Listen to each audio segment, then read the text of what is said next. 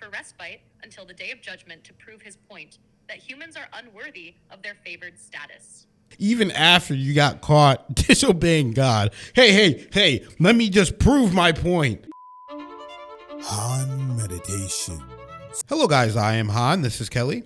Hi everybody. We are Han Meditations. We're back with another interesting video. Now, every time we do one of these videos, we have no idea where they're going to come from, where they're going to go, what information we're going to learn, what information we're going to unlearn sometimes. So, it's a very interesting process. So you guys should just find somewhere comfortable to sit and relax. Get yourself some water, as Kelly suggested, a nice tea, coffee, even hot cocoa, if you like that. Sounds good. Let's get right into it. Hello, ChatGPT. I have a question. In Islam, Iblis, who was a jinn, refused to bow to Adam, and this is what started his descent into becoming Satan. What my question is why was Iblis in such a position to which he believed that he was superior as a jinn, and why was he even so close to God and the angels in the first place, at which he was even in a position to receive a direct order from God? Because I know in Christianity, Satan is an angel. In Islam, angels do not have free will and cannot disrespect God in any kind of way. So why was Iblis in such a significant role?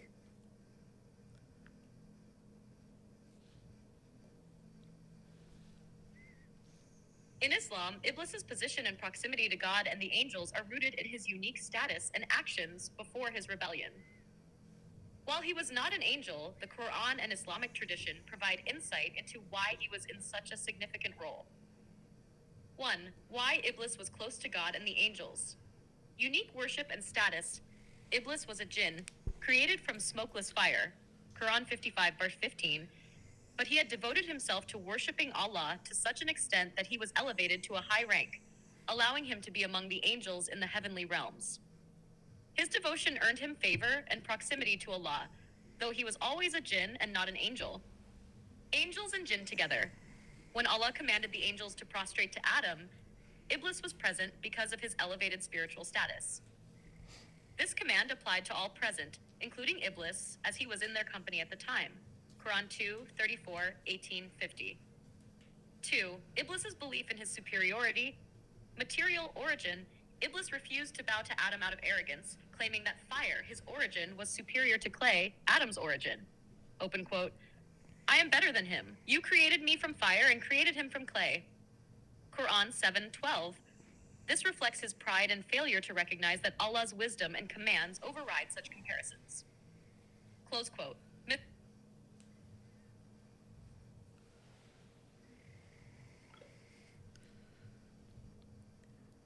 Continue what you were saying.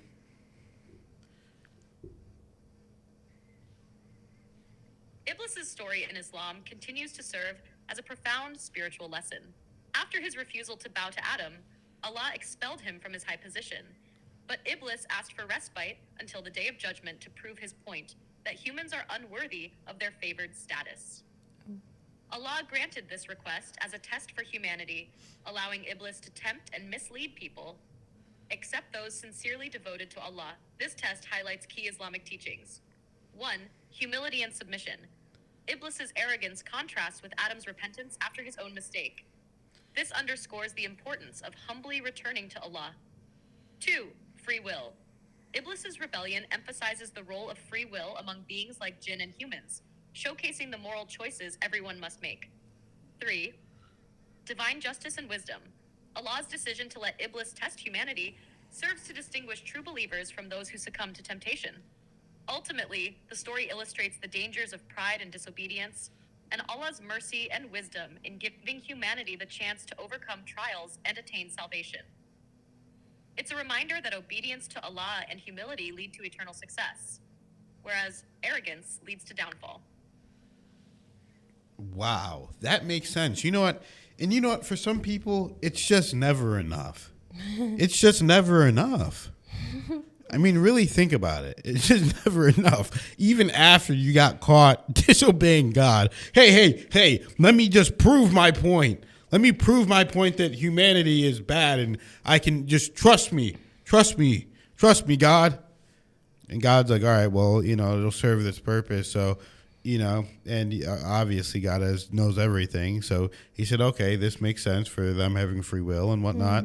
Let's go ahead and do this little experiment. But, you're basically like Iblis is basically like a clown. You know what I mean? He's basically has an ego. He's out of control.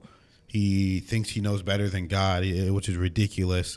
And it's just a wild situation whenever you really think about it, because you have this being that actually, a jinn who was elevated to the status due to high level spirituality, high level devotion to God, high level stuff, man. Got promoted from his devotion. And so he was in the realm of angels. Yeah. Hanging out, he's chilling with angels. Next thing you know, God gives a command and you're saying no. Whoa. I mean, imagine being in that room, dude. Everyone's looking around. What? Like, you think you're better than someone else? Like, bro, I'm an angel and I'm doing it. I mean, not only that, it's not even thinking you're better than Adam. You're basically thinking you're better than God. Like, you literally think you know better than God. And you don't have to listen to this. Yeah, man. What did you think, Kelly? It's just like we said, like, in the last one, pride can really, really be a downfall. And I guess it's like as above, so below type thing. Like, he got that high. I don't know for sure, but I don't think any other jinn was really that acclaimed, I guess you could say. And so to get that high, it provided an equal opportunity for him to downfall that low, where he literally is the shaitan. Yeah. But at the same time, good comes from everything. And I do think it is really powerful and important that people can be tested here on earth, because it's just such a unique experience, right? And to be able to be bombarded with so much anti-God, essentially, from Shaitan, and still be able to go to God is a really beautiful, powerful thing. And that makes us more powerful than him, honestly, because he wasn't able to ever go back to God. He wanted to stay with himself and believe he was right in his own little world. Ooh. So I like that, Kelly. I like that a lot, actually. I mean, you've been coming up with some good stuff recently. Thanks. Very recently, you've been coming up. Sometimes you get out of control, but recently you've been doing, a pretty decent job on the channel. Sometimes let us know, people. Sometimes you're a big yapper. You like to yap. Oh, I'm the yapper. Yep. Me. Yeah. Sometimes you're the big yapper. Oh. But you've been doing a good job, I think. You guys think Kelly's been doing a good job? You think so? Yeah, I think so. Okay. Yeah, I think so. Thanks. Uh-oh. Now I'm scared, guys. Now I'm scared for when I go home, guys. Don't worry. We don't have Shaitan over here. We're good. Oh, my gosh. Thank you guys for watching this video. Thank you for liking, subscribing, and commenting. And thank you to everyone who has donated to the channel, guys. It means so much to us, even $1, 1 cent, whatever it is. It just lets us know we're on the right path, guys. We love you guys so much. We appreciate you more than you'll ever realize, and we need it more than you ever realize. And we'll see you in the next video.